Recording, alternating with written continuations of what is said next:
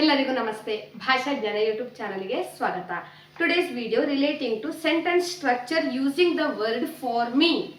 ನನಗೆ ಪದವನ್ನು ಉಪಯೋಗಿಸಿಕೊಂಡು ಮಾತನಾಡುವುದು ಹೇಗೆ ಅಂತ ಒಂದು 10 ವಾಕ್ಯಗಳನ್ನು ಕೊಟ್ಟು ನಾನು ನಿಮಗೆ ತಿಳಿಸ್ಕೊಡ್ತೇನೆ.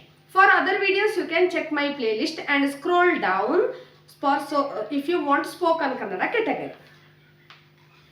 ಫಸ್ಟ್ ಸೆಂಟೆನ್ಸ್, ನನಗೆ ಹಸಿವಾಗುತ್ತಿದೆ. I am hungry.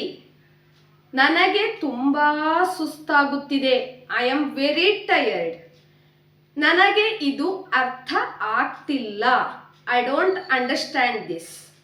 ನನಗೆ ನಿನ್ನ ಸಹಾಯ ಬೇಕು. I need your help. ನನಗೆ ಭಯ ಆಗುತ್ತಿದೆ. I am scared.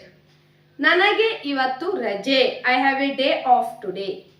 ನನಗೆ ಹಣ ಬೇಕು. I need money.